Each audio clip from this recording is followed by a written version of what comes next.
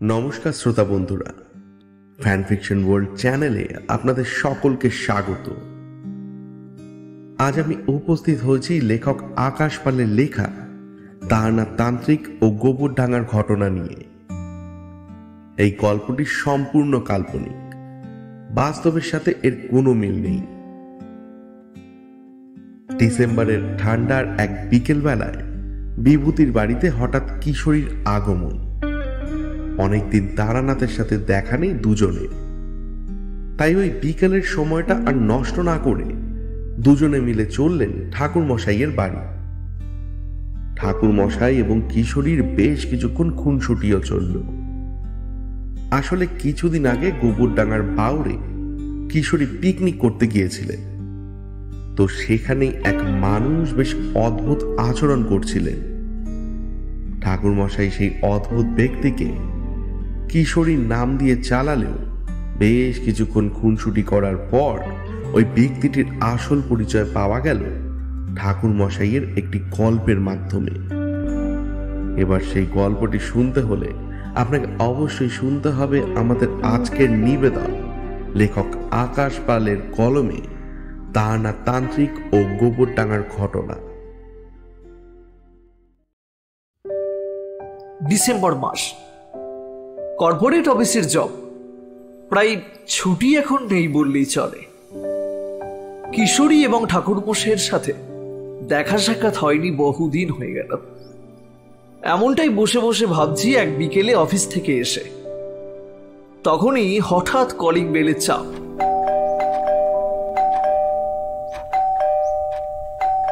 একবার, দুবার, চারবার, 8 বার করতে করতে প্রায় 10 থেকে 15 বার শুনে ছুটে গেলাম। পাশের বাড়ির রমা দিদির বাবার শরীর খারাপ অনেকদিন যাবত, তাই বলেছি কোনো বিপদ হলে জানাতে। দরজা খুলে দেখি, ওমা, কোথায় কে? কেউ তো নেই। ভাবলাম কেউ মশকরা করছে না তো। এই ভেবে যখন দরজা বন্ধ করেছি,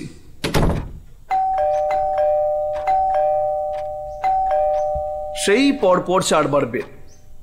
মাথাটা একেবারে জ্বলে উঠল।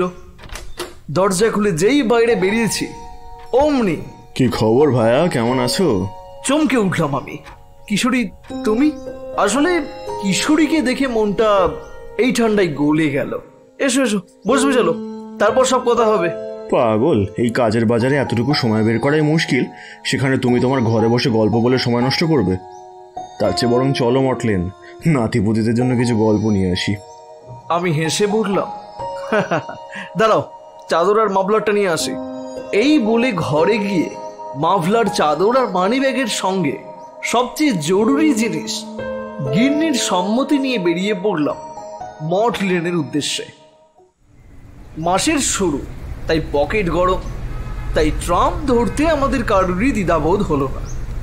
মঠ লেনে ট্রাম থেকে নেমে হঠাৎ দেখি চারিমা, তার এক হাতে একটা পার্স আর অন্য হাতে একটা বছর 2-এর শিশু। দুজনেই ঠাকুর মশাইয়ের বাড়ির গলিতে ঢুকে গেল। আমি আর কিশোরী একে অন্যের মুখের দিকে তাকিয়ে, দুজনের মুখে বিস্ময়। শুনেছিলাম চারি মা হয়েছে, তবে তার সন্তান দর্শনের সুযোগ হয়নি। আমি বললাম, সেই চারি যে নাকি বলতো কাকাবাবু আমাকে একটা রঙিন ফিতে এনে দেবে। আজ সে একজনের বউ আর একজনের মা। হ্যাঁ, চারি তো আমাদের কাকাবাবু বলে ডাকে, তার ছেলের মুখ কি খালি হাতে দেখবো নাকি? কিন্তু কি দেওয়া যায় বলো তো ভাইয়া? কিশোরীকে একটা সোনার দোকান দেখিয়ে বললাম, ওখান দিয়ে একটা কোমর বিছিয়ে দিলে কেমন হয় বলো তো? তাই ভালো, তুমি গিয়ে পছন্দ করো, আমি কিছু খাবার নিয়ে নিই। তারপর দোকান থেকে একটা কোমর বিছে কিনে বেরিয়ে আসতে দেখি কিশোরী 2 হাতে 2টো ব্যাগ নিয়ে দাঁড়িয়ে, আর তার পকেটে উঁকি মারছে লাল রঙের বাক্স। গলি দিয়ে ঢুকে ঠাকুর মশাইয়ের বাড়ির সামনে আসতে আমরা অবাক। ঠাকুর মশাই নতুন বোর্ড লাগিয়েছে।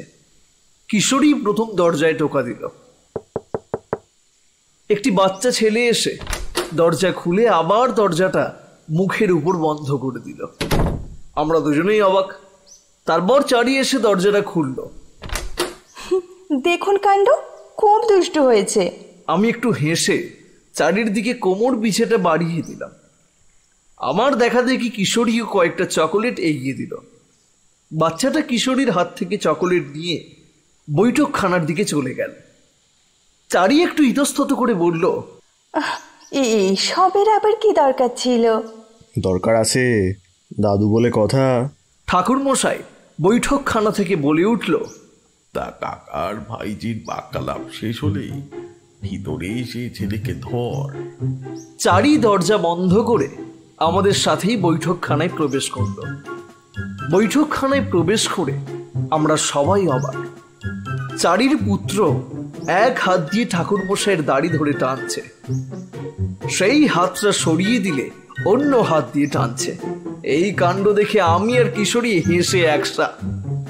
চারি তাড়াতাড়ি গিয়ে ছেলেকে ছাড়িয়ে নিয়ে বলল, এই জন্য তোকে নিয়ে কোথাও যাই না। উফ, এত জ্বালাস তুই।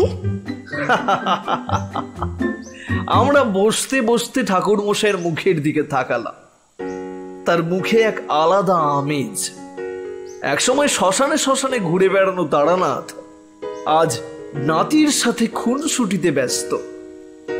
ভাবলেই অবাক লাগে। ঠাকুরমশাই বললেন, কি খবর তোমাদের? পুরো তারানাথকে ভুলেই গেছো। তারানাথের চোখ শান্ত, দাড়ি দিয়ে হাসি সকালের সূর্যের মতো উকি দিচ্ছে। কি অপূর্ব সুন্দর লাগছে তার মুখ, তা কোনো লেখকের লেখনী দ্বারা প্রকাশ পাবে না। তারানাথ ওই উজ্জ্বল মুখে শান্ত গলায় বললেন, তা কিশোরী, গোবরডাঙ্গা বাউর কেমন ঘুরলে? আপনি গেছিলেন নাকি সেখানে? না না, তবে আমার এক খদ্দের গেছিল, সেই বলল। বাহ, আমাকে তাহলে তো অনেকেই চেনে। সে তো বটেই, তবে যার কথা বলছি সে বোধহয় চেনে না। মানে বুঝলাম না তো।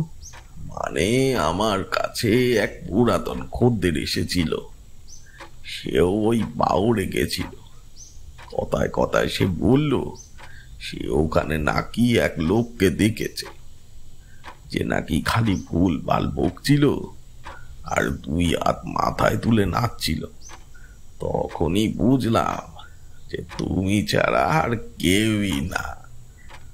দেখলাম কিশোরী চোখ দুটো ছোট ছোট করে তারানাথের দিকে তাকিয়ে। তারানাথের মুখের দিকে তাকানোর আগেই তিনি হেসে উঠলেন।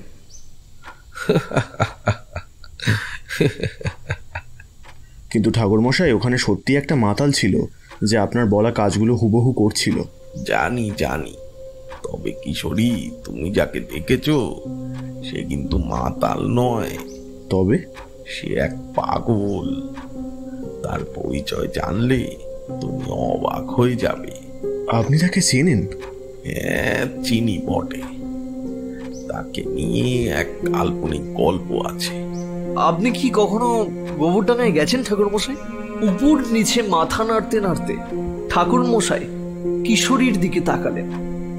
কিশোরী খানিক সময়ের জন্য ভুরুটা কুঁচকে আবার উপরে তুলল, যেন সে ঠাকুরমশাইয়ের ভাষা বুঝেছে। পকেট থেকে লাল রঙের পাসিং শোয়ের বাক্সটা বাড়িয়ে দিল ঠাকুরমশাইয়ের দিকে। ঠাকুরমশাই সিগারেটের বাক্স থেকে সিগারেট বের করে ঠোঁটে গুজলেন। তারপর কি মনে হতে সিগারেটটা নামিয়ে নিয়ে বললেন, না, এটা ধরাবো না। নাতির শ্বাসকষ্ট আছে তো, আজ এটা ছাড়াই একটা অভিজ্ঞতার কথা বলি। তখনকার সময়টা আমার ভালোই কাটতো। ভবঘুরে জীবন, কোনো পিছুটান নেই। প্রকৃতি উপভোগ করতে করতে জীবন অতিবাহিত করছি। তখন হঠাৎই একদিন ভাবলাম পূর্ব বাংলার দিকে পাড়ি জমাই। যেমন ভাবা তেমন কাজ। গ্রাম বাংলার সুন্দর প্রকৃতিকে উপভোগ করতে করতে চলে গেলাম যমুনা নদীর কাছে, যাকে তোমরা এখন গোবরডাঙ্গার বাউর বলো। আসলে সেটি ছিল যমুনা নদী। এখন নদী থেকে বিচ্ছিন্ন হয়ে বাউর হয়ে গেছে। অনেকখানি পথ চলার পরে তৃষ্ণা অনুভব করতে লাগলাম। আমি নদীতে নেমে জল পান করলাম। তারপর নদীর পাশের এক আম গাছের তলে বসলাম।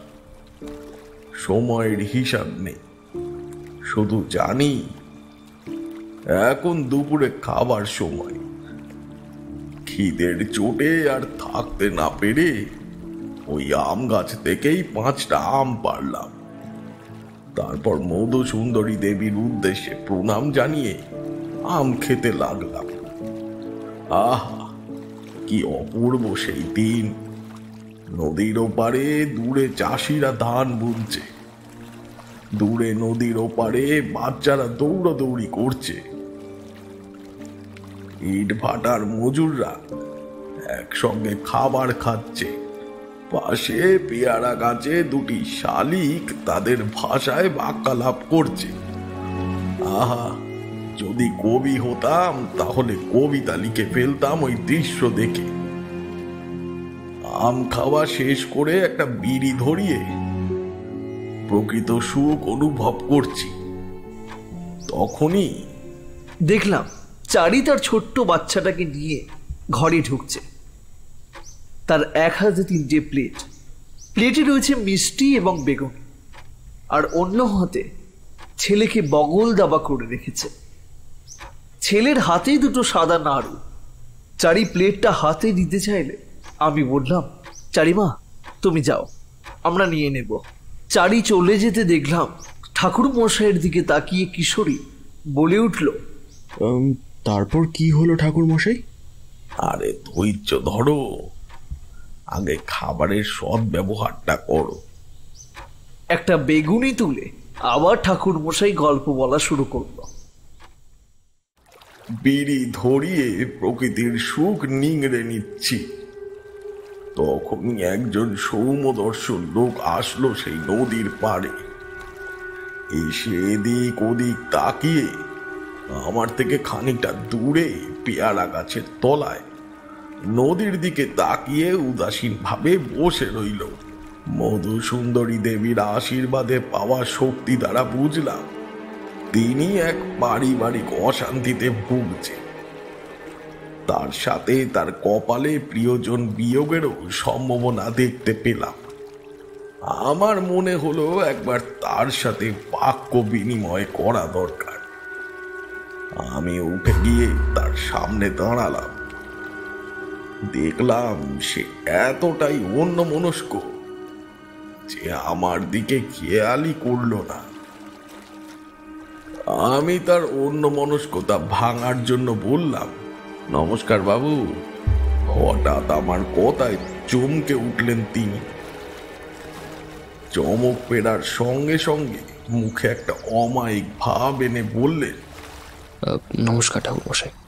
আসলে আমি এক পথিক, পথে পথে ঘুরে বেড়াই আর গুরুর সন্ধান করি। তা আমি আপনার পাশে বসতে পারি? হ্যাঁ অবশ্যই, দাঁড়ান। এই বলে তিনি নিজের পকেট থেকে একটা রুমাল বার করে মাটিতে পেতে দিয়ে বলল, বসুন। আমি হেসে বললাম, এইটির দরকার নেই, আমি মাটিতেই বসছি। আচ্ছা বেশ। আমি বসার পর উনি বললেন, বলুন আপনার কিভাবে সাহায্য করতে পারি। আমি চমকে উঠলাম। এখনো এত ভালো মানুষ পৃথিবীতে আছে যেখানে সবাই নিজের স্বার্থ খোঁজে, সেখানে লোকটি নিজের অশান্তিকে দূরে ঠেলে অন্যকে সাহায্য করতে চাইছে। আপনা হতেই আমার মুখে হাসি এলো। আমি বললাম, ছোট মুখে একটা বড় কথা বলছি। আসলে আমি আপনাকে সাহায্য করতে চাই। লোকটি আমার কথা শুনে খানিকক্ষণ আমার মুখের দিকে তাকিয়ে রইলেন, তারপর বললেন, আপনি আমার বিপদের কথা জানেন? না, সবটা জানি না, তবে আপনার কপালে প্রিয়জন বিয়োগের সম্ভাবনা লক্ষ্য করছি। দয়া করে আপনি আমার সাথে চলুন। বিপদ শুধু আমার না, এই বিপদ সমগ্র গ্রামবাসীর। ইতিমধ্যে 2জন দম্পতি তাদের প্রিয় পুত্রদের হারিয়েছে। সমগ্র গ্রাম ভীত। অনেকের গরু ছাগল ভেড়া চুরি হচ্ছে। গ্রামের দুই জাতির মধ্যে দ্বন্দ্ব চালু হয়েছে। অনেক ওঝা এসছে, কিন্তু তারা সঠিক কারণ খুঁজতে ব্যর্থ হয়েছে। আপনি একবার চলুন ঠাকুরমশাই। দাঁড়া, একবারে এত কথা বললে কিভাবে বুঝবো? ধীরে ধীরে বলুন। আচ্ছা, আপনি যদি আপত্তি না করেন তাহলে চলুন আমার বাড়ি।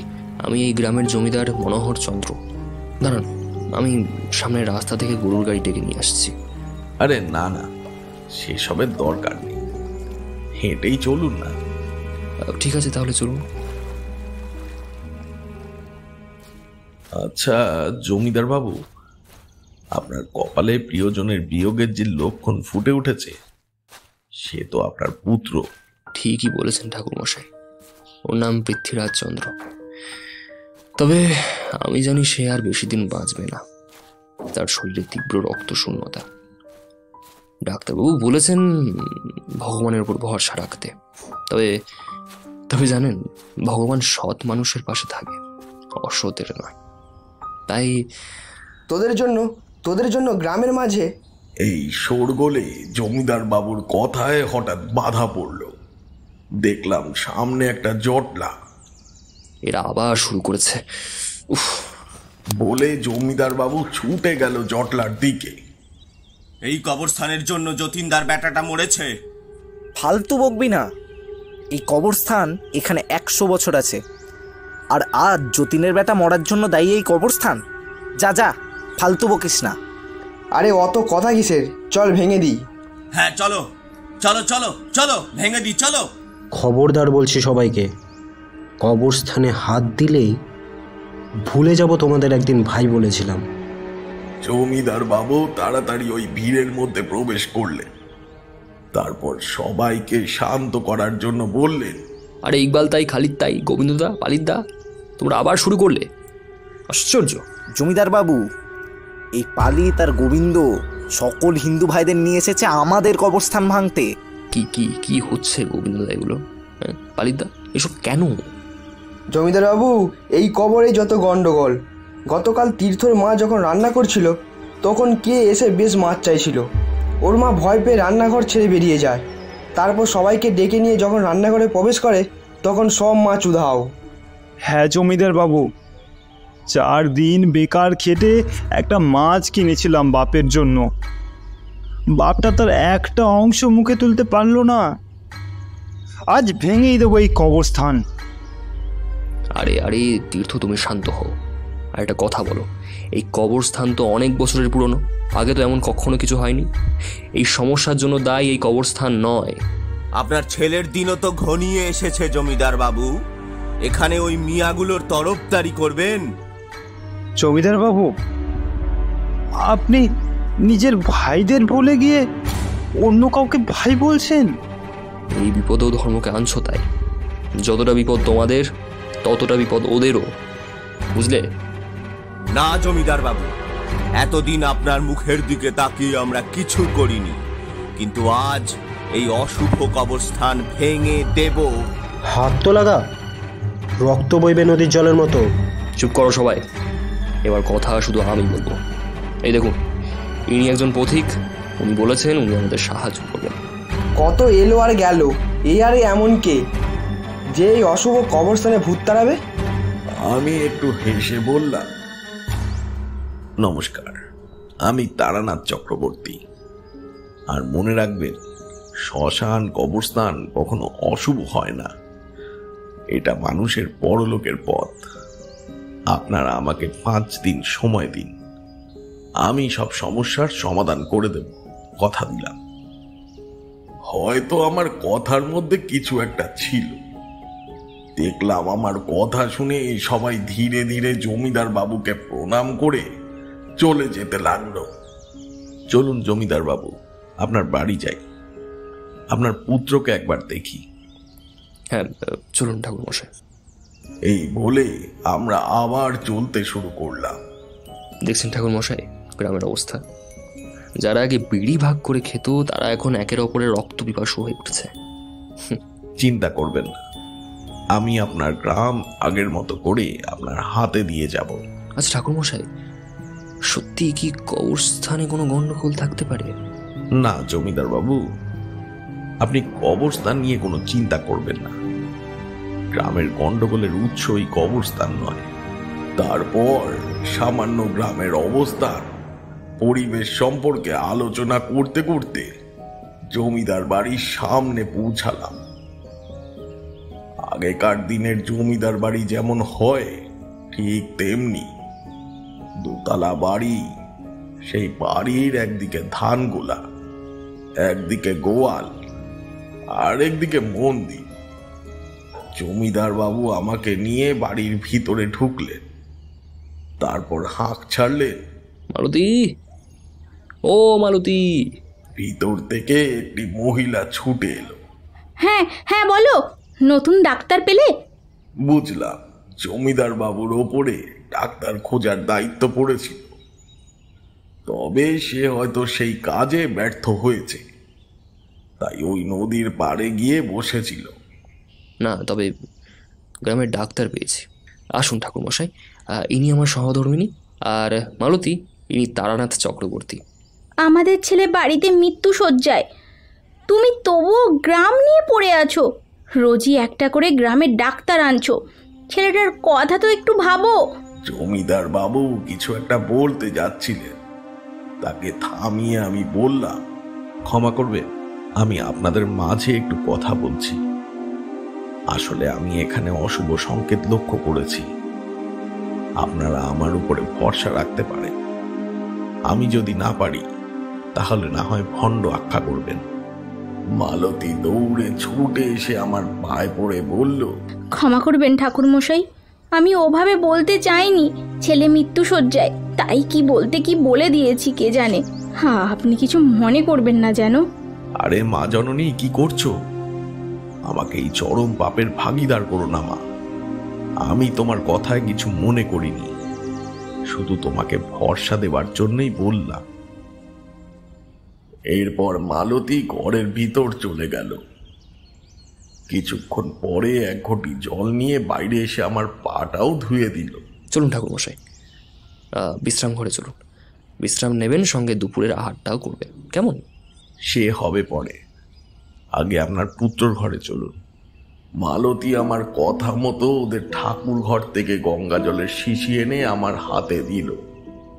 তারপর তাদের সাথে দোতলায় উঠে দেখলাম সেখানে এক বিস্তীর্ণ বারান্দা, যাকে এখন তোমরা ব্যালকনি বলো। তার সাথে লাগোয়া 4টে ঘর। তার 3 নম্বরের ঘরে জমিদার বাবু আমাকে নিয়ে গেলেন। ঘরের দরজার সামনে এসে দরজা খুলতে এক তীব্র গন্ধ নাকে এলো।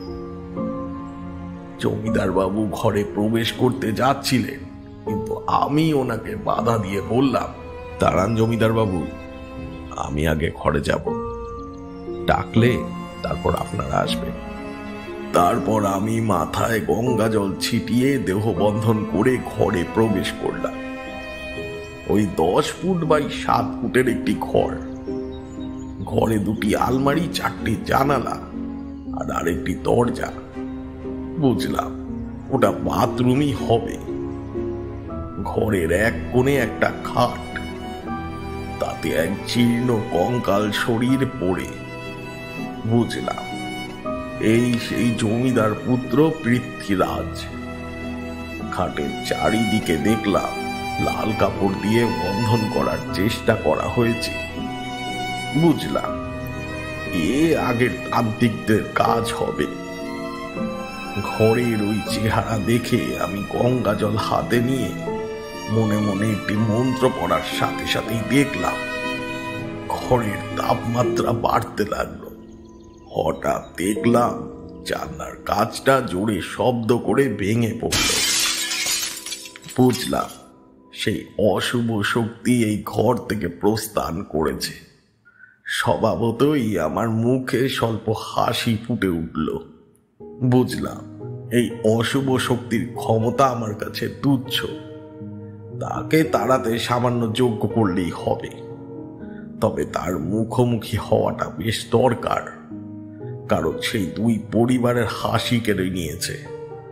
তারপর আমি জমিদার বাবু ও মালতীর উদ্দেশ্যে হাঁক দিয়ে ওনাদের ঘরে প্রবেশ করতে বললাম। ঠাকুরমশাই, ঠাকুরমশাই, ওটা কিসের শব্দ হলো? ও তেমন কিছু না, এই ঘরের অশুভ শক্তি বিদায় নিয়েছে তারই সংকেত। আমাকে এবার বিশ্রামের ঘরটা দেখিয়ে দিন, খানিকক্ষণ বিশ্রাম নিই। বাবা, বাবা, আমার ছেলেটা বাঁচবে তো? বাবা, বাঁচবে তো? নিঃসন্দেহে মা, নিঃসন্দেহে বাঁচবে। তোমার ছেলের বিপদ কেটে গেছে। যাদের শরীরের রক্তের পরিমাণ বাড়ে সেসব খাবার খাওয়াও তোমার ছেলেকে। ও 10-15 দিনের মধ্যেই সুস্থ হয়ে যাবে। আমার কথা শুনে যেন ওনারা একটু ভরসা পেলেন। ওনারা হাত জোড় করে ভগবানের উদ্দেশ্যে প্রণাম জানালো। তারপর মালতী বলল, আপনি একটু আহার গ্রহণ করবেন না? না, খানিকক্ষণ নিদ্রামগ্ন হতে চাই, রাত জাগতে হতে পারে। কেন ঠাকুর? আপনি যে বললেন বাবুর সকল বিপদ কেটে গেছে। হ্যাঁ রে মা, আমি এখনো তাই বলছি। তবে গ্রামকেও তো বিপদ মুক্ত করতে হবে, তাই না? আচ্ছা ঠাকুরমশাই, আসুন আপনাকে আপনার ঘরটা দেখিয়ে দিই। আচ্ছা চলুন। আর হ্যাঁ, ঠিক 2 ঘন্টা পর আপনি আমার সাথে একটু দেখা করবেন। ঠিক আছে। এরপর ওনারা আমাকে আমার ঘর দেখিয়ে দিলেন। ওনারা যাওয়ার আগে আমি মালতীকে বললাম, মা জননী, খানিকটা গঙ্গার বাটি বা বট গাছের কাঠের গুঁড়ো জোগাড় করে রেখো তো, রাতে কাজে লাগতে পারে। আমার কথা শুনে জমিদার বাবু মাথা নাড়িয়ে প্রস্থান করলেন। আমিও বিছানায় শুয়ে ঘুমিয়ে পড়লাম, এই আশায় যে কোনো বিদেহী আত্মা আমার স্বপ্নে আসবে। কিন্তু আমার আশা পূর্ণ হলো না। সে এলো না আমার স্বপ্নে। ঘুম থেকে উঠে চোখ খুলতেই দেখি আমার বিছানার পাশে চেয়ারে জমিদার বাবু বসে। আমাকে উঠতে দেখে তিনি বললেন, আরে ঠাকুরমশাই, আপনি উঠে পড়েছেন যে? এসে দেখি আপনি ঘুমিয়ে, তাই আর আপনার ঘুমের ব্যাঘাত ঘটাতে চাইনি। সে ঠিক আছে, তবে একটা আসতে পারি? দেখলাম একজন 40-45 বছরের বেটে লোক হাতে চায়ের প্লেট নিয়ে দরজায় দাঁড়িয়ে। ও, আসো নায়েব বাবু, আসো। ঠাকুরমশাই, ইনি আমাদের নায়েব চাঁদমোহন বিশ্বাস। নমস্কার ঠাকুর মশাই। হ্যাঁ, নমস্কার। জমিদার বাবু আমার দিকে চায়ের প্লেটটা বাড়িয়ে দিলেন। হাতে নিয়ে কাপে একটা চুমুক দিয়ে আবার কথোপকথন শুরু করলাম। হ্যাঁ জমিদার বাবু, যা বলছিলাম, এর মধ্যে কোনো অবাঞ্ছিত ঘটনা ঘটেছে কি আপনার সাথে বা আপনার ছেলের সাথে?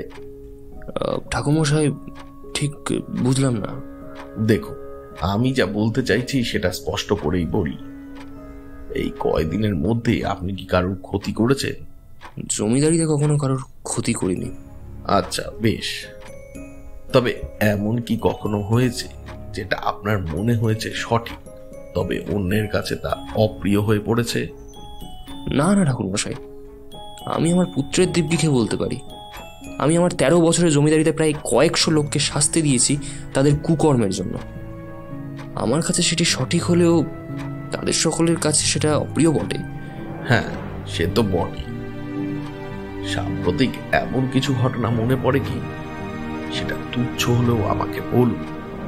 জমিদার বাবু কিছুক্ষণ ভাবলেন, তারপর হঠাৎ কিছু মনে পড়েছে এমন ভঙ্গিতে চোখটা উপরে তুলে খানিকটা জোরের সাথেই বললেন, হ্যাঁ মনে পড়েছে। তবে এই ঘটনা প্রায় হয়, কিন্তু এইবারের ঘটনাটা বাড়াবাড়ি হয়ে গিয়েছিল। আসলে আমি শান্ত হলেও আমার পুত্রটি খুবই ডানপিটে। প্রায় দিনই গ্রাম থেকে তার নামে নালিশ আসে। কখনো কারোর গাছের নারকেল চুরি করে, আবার কখনো কারোর গাছের কলা। আমার পুত্রের বয়স কম হওয়া সত্ত্বেও তার নামে ওই পুকুরের স্নানরত মহিলাদের লুকিয়ে দেখার অভিযোগ রয়েছে। তবে সবচেয়ে নতুন অভিযোগটা শুনে আমি একটু অবাক হয়ে যাই। জমিদার বাবু, আপনি আবার ওই পাগলিটার কথা বলছেন? ছেলে মারা যাওয়ায় ও পাগল হয়ে গেছে। তুমি হয়তো ঠিকই বলেছো নায়েব, হয়তো ও সত্যি পাগল হয়ে গিয়েছে। ঠিক বুঝলাম না জমিদার বাবু, কি ঘটনা আর কেই বা পাগল হয়ে গিয়েছিল? ও কিছু না ঠাকুর মশাই, পাগলের প্রলাপ ছাড়ুন ও বিষয়। বুঝলাম নায়েব মশাই ব্যাপারটা চেপে দিচ্ছে, কিন্তু ব্যাপারটা আমার জানাটা জরুরি, তাই নায়েবকে এখান থেকে সরানোর প্রয়োজন মনে করলাম। তাই ওনার উদ্দেশ্যে বললাম, আচ্ছা নায়েব মশাই, আমাকে খানিকটা মুড়ি খেতে দেবেন? ছি ঠাকুরমশাই, এইভাবে বলছেন কেন? নাই মশাই, তাড়াতাড়ি ঠাকুরমশাইয়ের জন্য মুড়ি ব্যবস্থা করুন। এক্ষুনি করছি বাবু মশাই। এই বলে নায়েব ঘর থেকে প্রস্থান করলে আমি জমিদার বাবুকে বললাম, জমিদার বাবু, কিছু না লুকিয়ে বলুন, কি ছিল সেই অভিযোগ? দেখলাম জমিদার বাবু দীর্ঘশ্বাস ফেলে বলা শুরু করলেন। আমাদের গ্রামের এক বাসিন্দা স্বর্ণলতা, বয়স 38 কি 37 এরকম হবে। সাপের কামড়ে স্বামী মারা গেছে খেতে কাজ করতে গিয়ে। তারপর থেকেই একাই ওর 2 ছেলেকে মানুষ করছে। হঠাৎ একদিন দুপুরবেলা স্বর্ণলতা আমার বাড়িতে এসে হাঁক ডাক দেয়, জমিদার, এই জমিদার, জমিদার।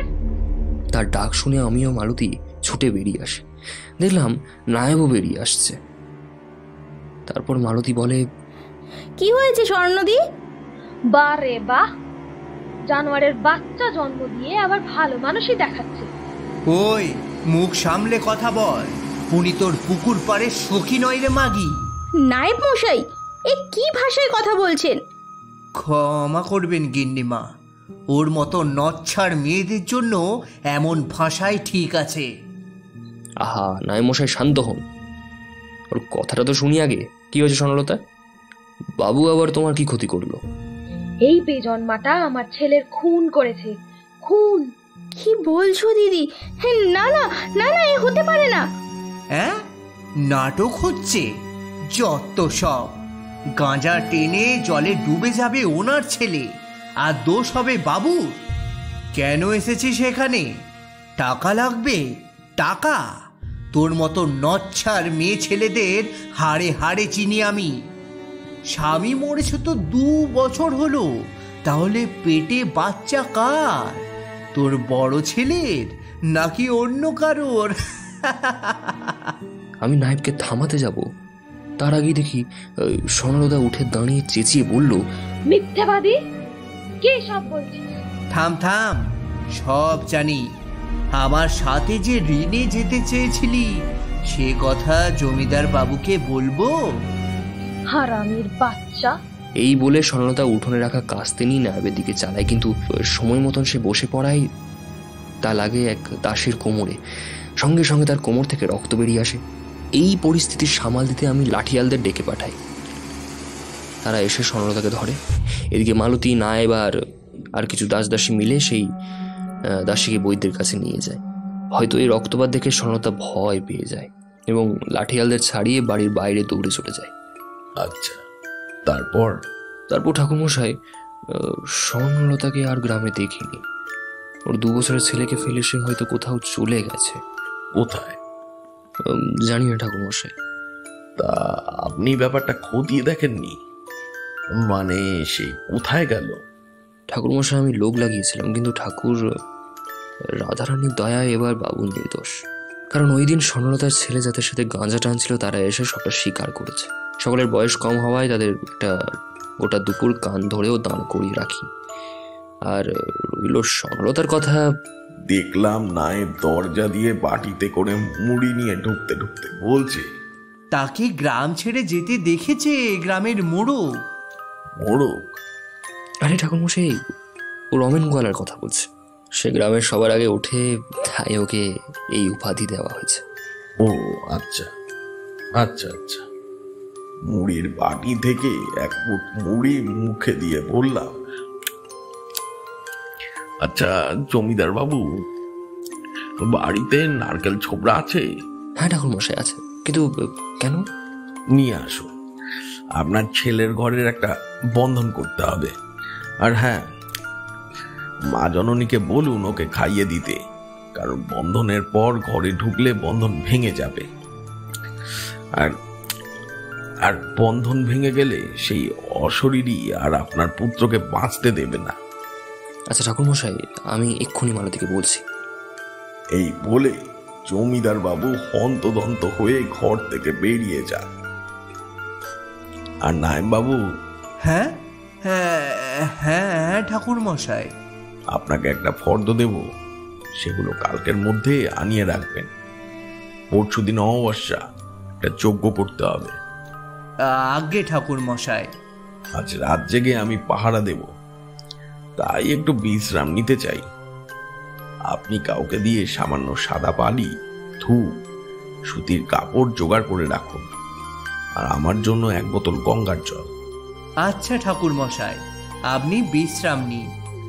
এই বলে নায়েব ঘরের দরজাটা বন্ধ করে প্রস্থান করল। সে চলে গেলে আমি বিছানায় শুয়ে স্বর্ণলতার অন্তর্ধানের কথা ভাবতে ভাবতে ঘুমিয়ে পড়লাম। ঘুম ভাঙল দূর থেকে আসা শিয়ালের একটা ডাকে। নিজের ঝোলাটা কাঁধে নিয়ে বাইরে আসলাম। দেখলাম জমিদার বাবু ঘরের বাইরে দাঁড়িয়ে তুলসী পাতা চিবোচ্ছে আর পাইচারি করছে। আমি তাকে বললাম, জমিদার বাবু, সব সরঞ্জাম প্রস্তুত তো? এই তো ঠাকুর মশাই, সবই প্রস্তুত। মালতী বাবুকে খাইয়ে গেছে, আপনার অপেক্ষাতেই ছিলাম আমি। এরপর আমি আর জমিদার বাবু তার ছেলের ঘরের সামনে গিয়ে উপস্থিত হলাম। সেখানে যেতেই দেখলাম এক দাসী দাঁড়িয়ে আছে, আর তার সামনে টেবিলে রাখা আমার বলা সকল জিনিস, কিন্তু সাদা বালি খুঁজে পেলাম না। জমিদার বাবু, সাদা বালি দেখতে পাচ্ছি না যে। হ্যাঁ ঠাকুর মশাই, নায়েব নিজে গেছে সেই সাদা বালি আনতে। আচ্ছা, ঠিক আছে, আমি তাহলে আমার কার্যকলাপ শুরু করলাম। এই বলে আমি ঘরে ঢুকে মন্ত্র পড়তে পড়তে সারা ঘরে গঙ্গা জল ছেটালাম। তারপর সব জানালাগুলো বন্ধ করলাম। দেখলাম জমিদার পুত্র আমার কার্যকলাপ দেখছে। তাকে উদ্দেশ্য করে ঘুমোতে বলায় সে আমার কথা শুনে চোখটা বুঝল। আমি সারা ঘরে ধূপ ধুনো দিয়ে খানিকক্ষণ মন্ত্র পড়ে বাইরে বেরিয়ে এলাম। দেখলাম নায়েব মশাই হাজির। তার হাত থেকে সাদা বালি নিয়ে দরজার সামনে এক বন্ধন প্রণালী করলাম। তারপর সুতির শাড়ি থেকে সামান্য অংশ কেটে নিয়ে দরজার কড়া দুটোকে একসাথে বেঁধে দিলাম। সব শেষে মন্ত্রপুত সাদা বালি দিয়ে স্বস্তিকা চিহ্ন অঙ্কন করলাম। তারপর হাত ধোয়ার জন্য জমিদার বাবুর সাথে কলপাড়ের দিকে গেলাম। নায়েব মশাই পিছু পিছু আমাদের সাথে লণ্ঠন নিয়ে এলেন। জমিদারের মুখে এক অমায়িক খুশি লক্ষ্য করলাম। সেই খুশি মুখে তিনি বললেন, কি বলেছে আপনাকে ধন্যবাদ দেব ঠাকুর মশাই? আমি তো ভেবেছিলাম পুত্রহারা হব আমি। ভগবানকে ধন্যবাদ জানান জমিদার বাবু, উনিই সব, আমি তো নস্যি মাত্র। এরপর আমরা তিনজন উপরের দিকে তাকিয়ে হাত জোড় করলাম। জমিদার মশাই নায়েবকে হুকুম করলেন, নায়েব মশাই যান, ঠাকুর মশাইয়ের নৈশ ভোজের আয়োজন করুন। হ্যাঁ জমিদার বাবু। খাবার ঘরে প্রবেশ করে দেখলাম এলাহি আয়োজন নয় বটে, তবে 5 থেকে 6 পদ রয়েছে ভাত ও ডালের সাথে। ক্ষমা করবেন ঠাকুর মশাই, বাবুর এই অবস্থা, তাই বেশি কিছু আয়োজন করতে পারলাম না। ছি ছি জমিদার বাবু, আপনি এত খাবারের জোগাড় করেছেন, এই অনেক। আমি ভবঘুরের মানুষ, খানিকটা ডাল ভাতই যথেষ্ট। এই খাবার যে সাক্ষাৎ অমৃত তা মুখে দিয়ে বুঝতে পেরেছিলাম। তার কারণ রাঁধুনি নাকি অনেকক্ষণ চেপে রাখা খিদে, তা বুঝতে পারলাম না। তবে রান্না মধুর হলেও কেন জানি না জমিদারকে দেখলে ভাত মুখে তুলতে ইচ্ছা করছিল না, কারণ তার কপালে প্রিয়জন বিয়োগের রেখাটা ক্ষীণ হলেও বোঝা যাচ্ছিল। খাওয়া শেষে দুজন লাঠিয়ালকে নিয়ে জমিদার বাবু হাজির হলো। ঠাকুর, আপনার দেহরক্ষী নিয়ে আসলাম, এরা খুব সাহসী, এ সনাতন, এ অগ্নিশা। আরে জমিদার বাবু, আমি একাই যথেষ্ট। এরা থাকলে আমি দুর্বল হয়ে পড়ব। এই লড়াই সাধারণ মানুষের নয়। আপনি নিশ্চিন্তে ঘুমান, আর ওদেরকেও ঘুমাতে বলুন। আমার চিন্তা করতে হবে না। কিন্তু ঠাকুর, কোনো কিন্তু নয়, আমি আসলাম। শুভরাত্রি। এরপর জমিদার বাড়ি থেকে বেরিয়ে পড়লাম। তোমাদের তো আগেই বলেছি, 2 দিন বাদে অমাবস্যা, চারিদিকে অন্ধকার, সামনে কবরস্থান। বিভূতি, নিজেকে ভেবে দেখো তো একবার ওই জায়গায়। পারবে বলতে? ঠাকুর মশাই, আপনি গাঁজাখড়ি গল্প বলেন। আমি ধীরে ধীরে লোকালয়ে প্রবেশ করলাম। তবে তখনকার লোকালয় বলতে 50-60টা বাড়ি একসঙ্গে নয়, 2-1টা বাড়ি, আবার খানিক দূরে কিছু বাড়ি। আমি ভবঘুরের মতো ঘুরে বেড়াচ্ছি, কিন্তু কোনো অশুভ সংকেত লক্ষ্য করতে পারছি না। আরো ঘন্টাখানে গ্রাম ঘুরে একটা বট গাছের তলায় এসে বসলাম। গ্রামের রাতে সবসময় একটা ঠান্ডা ভাব থাকে, তাই সামান্য আবেশের জন্য একটা বিড়ি ধরালাম। মনের সুখে বিড়ি টানছি, হঠাৎ শুনতে পেলাম, ও মা গো, কি এটা? বাবা, মা, বাইরে এসো। আমি বুঝতে পারলাম কোনো গন্ডগোল ঘটেছে। বিড়িতে সেই সুপটানটা দিয়ে ছুটে গেলাম ওই আওয়াজ লক্ষ্য করে। দেখলাম দূর থেকে কয়েকজন ছুটে আসছে। আমি ওদের দিকে প্রায় দৌড়ে গেলাম।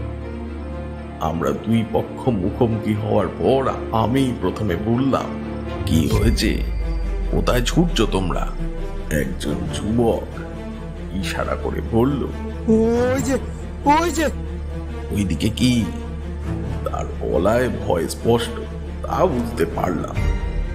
শেষে যুবকটি বলল, আমাকে গোয়ালে কে যেন গরু খাইতেছে ঠাকুর মশাই। কে? জানি না, তবু সে মানুষ নয়। আচ্ছা চলো আমার সাথে, দেখাবে চলো কোথায় সেটা। যুবকটি আমাকে পথ দেখিয়ে নিয়ে যেতে লাগলো। তারপর একটি বাড়ির সামনে এসে দাঁড়ালো। সে ভীত কণ্ঠে বলল, ঠাকুর, ওই যে আমাদের বাড়ি, বাড়ির উল্টা দিকে গোয়ালে দেখছি তারে। তার কথা শুনে আমি তার গায়ে খানিক গঙ্গা জল ছিটিয়ে দিয়ে বললাম, তোমার আর কোনো ভয় নেই, এই তোমার গায়ে মন্ত্রপুত গঙ্গার জল ছিটিয়ে দিলাম। কোনো অশুভ শক্তির ক্ষমতা নেই তোমার ক্ষতি করে। যদিও সেই গঙ্গা জলে আলাদা করে কিছুই ছিল না, তবে তাতে তার মনোবল বেড়ে গেল। তাকে বাড়ির বাইরে দাঁড় করিয়ে আমি ধীরে ধীরে তাদের বাড়িতে প্রবেশ করলাম। তাদের বাড়িতে প্রবেশের সঙ্গে সঙ্গে বাজে পচা গন্ধ নাকে এসে ধাক্কা দিল, সাথে মরমর একটা শব্দ। বুঝতে পারলাম সেই শব্দ গোয়ালের দিক থেকেই আসছে। আমি ধীরে ধীরে গোয়ালের দিকে যেতে লাগলাম। যত এগোতে লাগলাম ততই সেই পচা গন্ধ বাড়তে লাগলো। আমি জমিদার বাড়ি থেকে বেরিয়েই দেহ বন্ধন করে নিয়েছি, তাই আমার ভয়ের কোনো কারণ নেই। তবে গোয়ালের সামনে এসে আমি যে দৃশ্য দেখলাম তাতে আমার সারা শরীরে হিম রক্তের স্রোত বয়ে গেল। একটা কিছু, তবে সেটাকে মানুষ না কঙ্কাল বলবো তা এখনো ঠিক করে উঠতে পারিনি।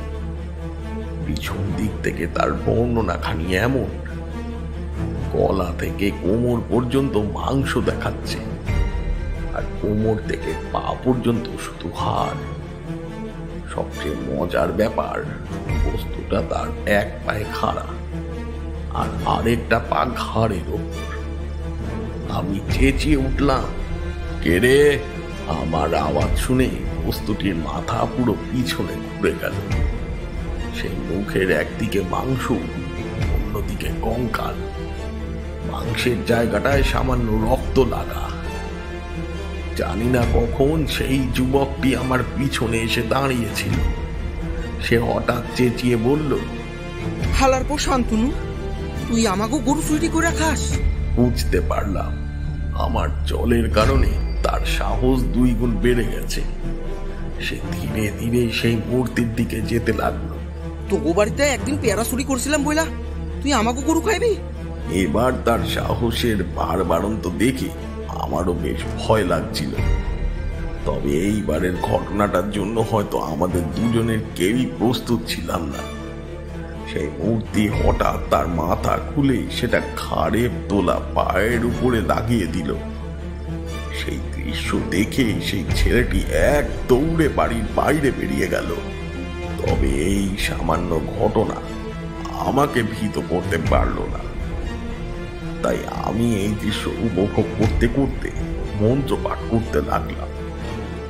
মন্ত্রপাঠের খানিকক্ষণের মধ্যে সে ধোঁয়ায় পরিণত হলো।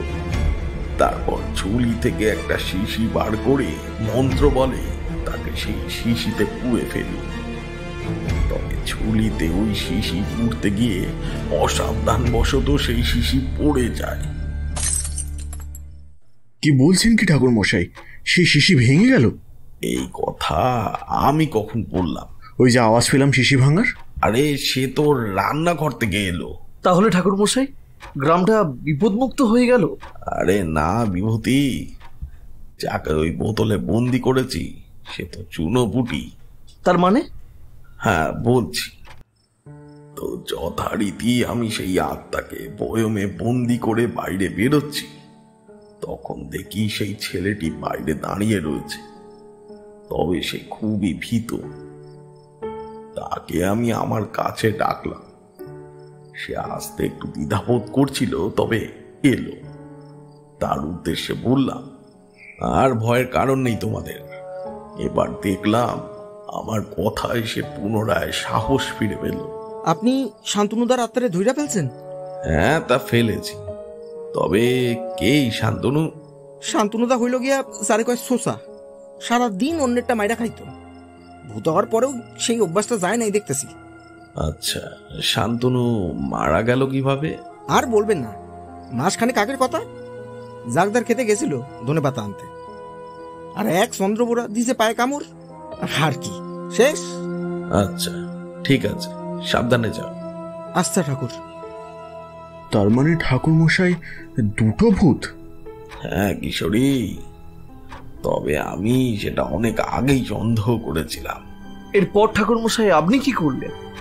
তারপর আমি যখন সেই আত্মাটিকে বন্দি করে ছেলেটির বাড়ি থেকে বেরোই, তখন প্রায় ভোর হতে ঘন্টাখানেক বাকি।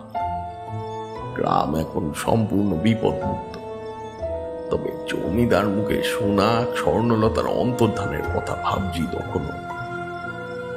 কোনো মানুষ হঠাৎ করে উধাও হয়ে গেল, আর একজন ছাড়া কেউ জানতে পারল না। এর সম্ভব? এমন কথা ভাবতে ভাবতে জমিদার বাড়ির সদর দরজা দিয়ে প্রবেশ করার সময় হঠাৎ দোতলায় নজর গেল। দেখলাম মালতী পৃথ্বীরাজের ঘরে প্রবেশ করল। এ কি করলো সে? আমি ছুটে গেলাম। সিঁড়ি দিয়ে উঠতে উঠতে আমি খানিকটা গঙ্গার জল হাতে ঢেলে মন্ত্র পড়তে শুরু করলাম। দোতলায় প্রবেশ করে ছুটে গেলাম পৃথ্বীরাজের ঘরের দিকে। মন্ত্র পড়তে পড়তেই ঘরে প্রবেশ করলাম, কিন্তু এ মা, কোথাও কেউ নেই। পৃথ্বীরাজ শুয়ে রয়েছে বিছানায়, তবে তার মুন্ডুটা কেউ ধর থেকে আলাদা করে দিয়েছে। আমার চেঁচামেচিতে জমিদার বাবু ও বাড়ির সকল সদস্যরা ছুটে এসেছে।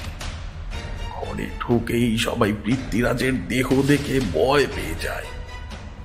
জমিদার বাবু কাঁদতে কাঁদতে ছুটে গেলেন তার ছেলের কাছে। সে তার ছেলের থরটা বুকে জড়িয়ে নিতে মাথাটা বিছানা থেকে গড়িয়ে পড়ে। সেই দৃশ্যতে বাকি যারা ঘরে ছিল সবাই ভয়ে পিছিয়ে গেল।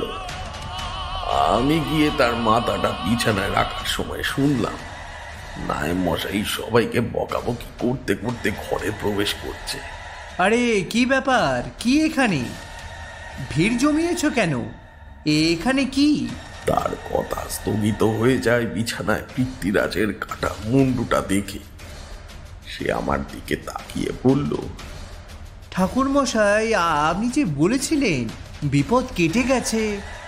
হ্যাঁ বলেছিলাম, তবে নায়েব মশাই বন্ধন ছিন্ন করা হয়েছে। কি? কে করলো এই কাজ? মা জননী। গিন্নি মা? কিন্তু তিনি কেন এমন করবে? জমিদার বাবু তো তাকে বলেছেন বন্ধন ছিন্ন না করার কথা। না না, আমি কিছু বলিনি, আমি ভেবেছি তুমি বলেছো। না জমিদার বাবু, আমি ভেবেছি আপনি বলেছেন। হঠাৎ জমিদার বাবু চিল্লিয়ে উঠল। মালতী! তার নজর ঘরের উপরের দিকে। ওনার নজর অনুসরণ করে দেখলাম এক ভয়াবহ দৃশ্য। সিলিং এ উল্টো হয়ে ঝুলে রয়েছে মালতী। চুল মাধ্যাকর্ষণ শক্তির বলে নিচের দিকে ঝুলে থাকার কথা, তবে সে তা মানছে না। মালতী! মালতী! মালতী! শান্ত পাখায় বিদ্যুৎ দিলে যেমন সে জ্বলে ওঠে, হঠাৎ মালতীও সেভাবে জ্বলে উঠল আর বলতে লাগলো, এক দুই তিন, পরিশোধ করলি, সুদে বাকি এক, অমাবস্যার দিন তামাশাটা দেখ। এই বলে সে হাসতে লাগলো আর বারবার সেই কথাগুলো আওড়াতে লাগলো। এক দুই তিন, পরিশোধ করলি, সুদে বাকি এক, অমাবস্যার দিন তামাশাটা দেখ। হঠাৎ সে চুপ করে নিচে নেমে এলো। জানি না সে কি করত, কারণ তার কিছু করার আগেই আমার মন্ত্রপুত গঙ্গার জলের হাতটা তার দিকে চলে যায়। মন্ত্রপুত গঙ্গা জলের ছিটায় সেই অপশক্তি এক জোরে চিৎকার করে জানলা ভেঙে চলে যায় এবং মালতীর শরীর মাটিতে নেতিয়ে পড়ে। স্বর্ণ স্বর্ণ বলতে বলতে নায়েব মশাই অজ্ঞান হয়ে পড়ে। এমতাবস্থায় আমি কয়েকজন দাসদাসীর সঙ্গে নায়েব মশাই ও মালতীকে ঘরে পৌঁছে দিলাম। তখন ভোরের সূর্যের আবছা আলো আকাশে দেখা যাচ্ছে। মালতী আর নায়েবকে ঘরে রেখে যখন আবার দোতলার দিকে যাব জমিদার বাবুকে সামলাতে, তখন দেখলাম তিনি নিজেই নেমে আসছে সিঁড়ি থেকে চোখ মুছতে মুছতে। আমাকে দেখে তিনি বললেন, ঠাকুর মশাই, জানি আপনি সারা জেগে খুব ক্লান্ত, তবে আপনার কাছে একটু অন্যায় সাহায্য চাইতে এসেছি। আসলে নায়েব নেই তো, আমি একা হাতে সব সামলাতে পারবো না। তাই আপনি যদি আমাকে শেষ ক্রিয়াকর্মে একটু সাহায্য করতেন। মালতীর গান হওয়ার আগেই আমি ক্রিয়াকর্ম শেষ করতে চাই, নাহলে এই দৃশ্য সইতে পারবেন। আমাকে ক্ষমা করবেন জমিদার বাবু, আপনাকে দেওয়া কথা আমি রাখতে পারলাম না। কি জানেন তো ঠাকুর মশাই, এসবই কর্মফল। হয়তো কোনো পাপ করেছিলাম আগের জন্মে, তাই তার বোঝা বইতে হচ্ছে। না হলে সবাইকে বারণ করলাম আর নিজের গিন্নির কথাই ভুলে গেলাম। এই বলে উনি নিচে চলে গেলেন। খানিক পরে আমি কিছু দাসদাসী ও গ্রামের কয়েকজন লোকের সহযোগিতায় জমিদার পুত্রের শেষ কাজ সম্পূর্ণ করলাম। দেখলাম জমিদার বাবু নিজেকে অনেকটাই শক্ত করে নিয়েছে। সব কাজ মিটিয়ে ঘাট থেকে যখন বাড়ি ফিরি, তখন দেখি জমিদার বাড়ির উঠোনে নায়েব বসা। তাকে দেখলেই বোঝা যায় সে কতটা ভালোবাসত পৃথ্বীরাজকে। জমিদার বাবু, মা জননীর জ্ঞান ফেরার পর আমি আপনাদের তিনজনের সাথেই কথা বলতে চাই। তিনজন বলতে আপনি, নায়েব মশাই আর মা জননী। আমি নদীর পাড়ে যাচ্ছি, মা জননীর জ্ঞান ফিরলে আমাকে জানাবেন। এই বলে আমি নদীর ধারে এসে বসলাম। নদীর সুন্দর হাওয়ায় কখন যে ঘুমিয়ে পড়েছি বলতে পারবো না। ঘুম ভাঙল জমিদার বাড়ির কর্মচারীর ডাকে। মালতীর জ্ঞান ফেরায় আমাকে ডাকতে এসেছিল। জমিদার বাড়িতে প্রবেশ করার সময় দেখলাম নায়েব আর জমিদার বাবু পাইচারি করছে, আর মালতী একটি চেয়ারে বসে আছে। আমাকে দেখে জমিদার বাবু বললেন, ওই ধাঁধার মানে কি আরেকজনের প্রাণ যাবে নাকি? হ্যাঁ, কাল অমাবস্যা, কাল সে তার শেষ শিকারকে মারবে। আর এই ধরিত্রীর বুক থেকে চিরতরে মুক্তি লাভ করবে। তবে সে কে ঠাকুর মশাই, যার উপর বিপদ নেমে আসছে? নায়েব মশাই। নায়েব? নায়েব মাথা নিচু করে বসে আছে। কি নায়েব মশাই, এখনো সত্যিটা গোপন রাখবেন? মরতে আমার ভয় নেই ঠাকুর, তবে শুনেছি মরার আগে ভগবানের কাছে পাপ স্বীকার করে যেতে হয়। জমিদার বাবুই মোর ভগবান। আমি সব সত্যি বলছি। স্বর্ণলতার ছেলে আর বাবু প্রায় 2 বছরের ছোট বড়। স্বর্ণলতার ছেলে জলতো বাবুকে দেখে, ও সহ্য করতে পারত না বাবুর খুশি, তাই বাবু ওকে সহ্য করতে পারত না। কিন্তু ওই দিন বাড়াবাড়ি হয়ে যায়। আগের রাতে বাবু আর ওই 2 বন্ধু সৈয়দ ভাইয়ের নারকেল গাছ থেকে নারকেল পেড়ে খায়, আর তা হয়তো দেখে নেয় স্বর্ণলতার ছেলে, আর সেই কান ভাঙায় সৈয়দ মিয়া। সে তো ভাগ্য ভালো, জমিদার বাবু জমি জমার কাজে বাইরে গেছিল, তাই সৈয়দ মিয়া আমাকে এসে অভিযোগ জানায়। আমি সৈয়দ মিয়াকে চিনি, ও 1-2 নারকেলের জন্য বাড়ি বয়ে নালিশ করতে আসবে না। ওই হারামজাদেরই চুগলির ফল। আমি মাথা ঠান্ডা রাখতে পারিনি। পরদিন বাবু আর ওই 2 বন্ধু আসে আমার কাছে। ওরা 3 জনেই ভীত ছিল।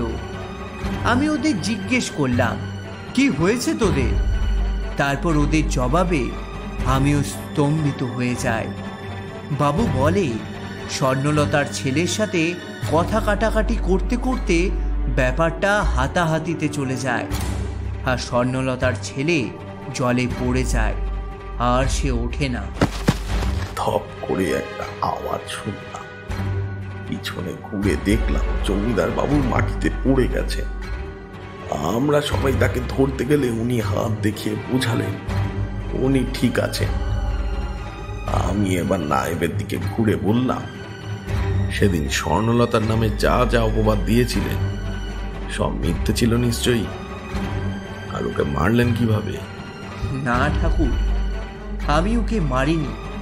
ও সত্যি গ্রাম ছেড়ে চলে গেছে। তবে হ্যাঁ ঠাকুর মশাই, সেদিন আমি মিথ্যে অপবাদ দিয়েছিলাম, আর আমি 10 টাকা দিয়ে ওই ছেলেগুলোকে বলেছিলাম জমিদার বাবুকে বলতে, যে তারা দেখেছে স্বর্ণলতার ছেলে গাঁজা খেয়ে জলে ডুবে গেছে। কিন্তু স্বর্ণলতাকে গ্রাম ছেড়ে চলে যেতে গ্রামের মোড়ক সত্যিই দেখেছে। আচ্ছা জমিদার বাবু। হ্যাঁ ঠাকুর মশাই বলুন। আমি ওই গ্রামের মোড়কের সাথে একবার দেখা করতে চাই।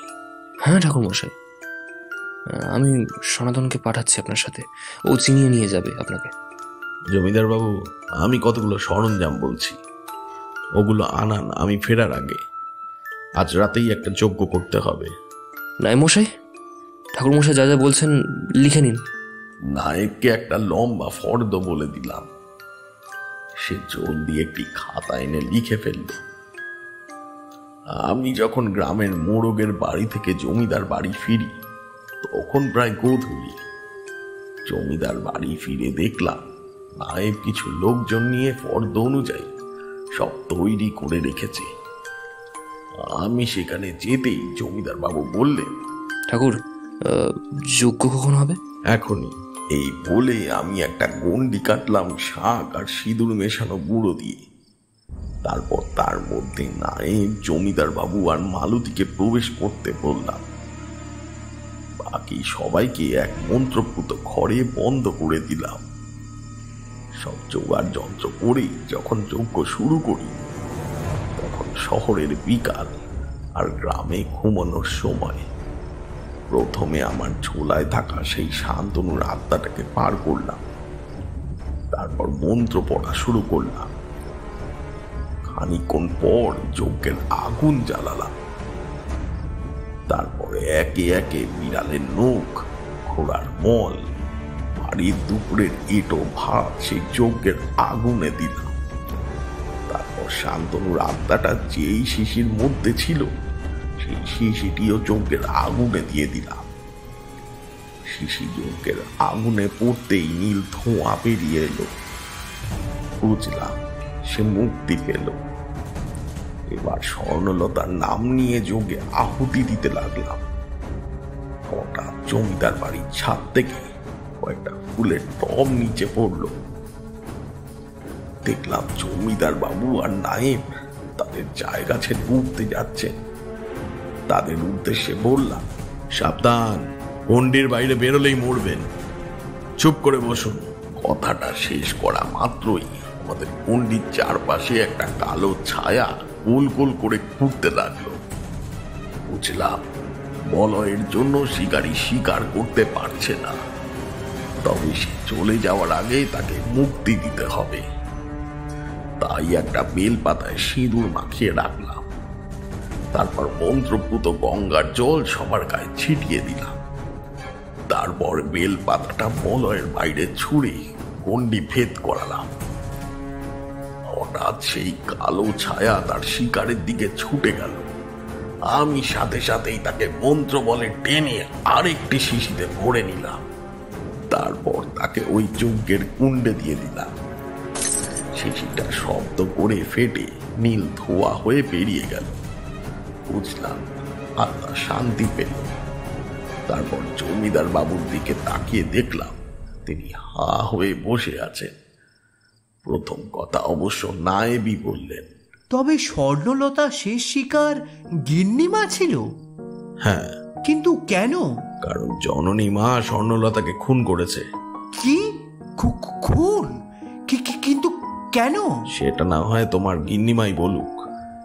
মালতী চুপ করে মাথা নিচু করে বসে আছে। জমিদার বাবু বললেন, কি হলো বলো, কেন এমন করলে তুমি? কি কারণে? তোমার জন্য, শুধু তোমার জন্য। আমার জন্য? হ্যাঁ হ্যাঁ হ্যাঁ, তোমার জন্য। সারা জীবন গ্রাম গ্রাম করে মরলে। কোনো সময় মন দিয়েছো সংসারে? ছেলের জন্মের সময় চলে গেলে, গ্রামের কোন চাষিকে সাপে কামড়েছে তা দেখতে। ছেলেকে ঠিক মতো শিক্ষাও দিলে না, তবু অন্যের কথা শুনে মারতে। কখনো কখনো বুঝিয়েছো ওকে? বেশ করেছি, আমি মেরেছি স্বর্ণলতাকে, বেশ করেছি। ওকে না মারলে ও সবাইকে বলে দিত আমার ছেলে খুনি। তার মানে তুমি জানতে বাবু স্বর্ণলতার ছেলেকে খুন করেছে? হ্যাঁ জানতাম, বাবু সব আমাকে বলেছিল। বাবু চেয়েছিল তোমাকেও বলতে, কিন্তু আমি বারণ করি। ও যদি সব বলতো তবে হয়তো তুমি ওকে মেরে বাড়ি থেকে তাড়িয়ে দিতে। বেশ করেছি, মেরেছি, আমার কোনো দুঃখ নেই তাতে। এই বলে মালতী বাড়ি থেকে চলে যায় দৌড়ে, এবং তাকে থামাতে তার পিছু পিছু নায়েবও ছুটে যায়। দেখলাম জমিদার বাবু সেই গণ্ডিতে চুপ করে বসে আছে। আমি তার আজ্ঞা নিয়ে ওই রাতেই বেরিয়ে যাই। কিন্তু ঠাকুর, একটা তো খটকা রয়েই গেল। কি?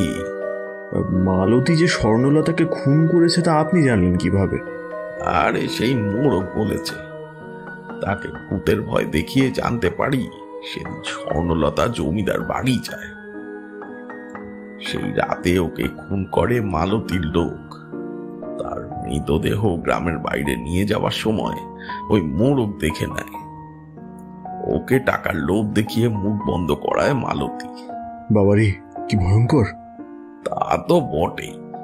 আচ্ছা ঠাকুর মশাই, তাহলে আজ উঠি। চলো কিশোরী। আমার কথা শুনে কিশোরীও উঠে দাঁড়ালো এবং বাইরে বেরোতে যাচ্ছিলাম।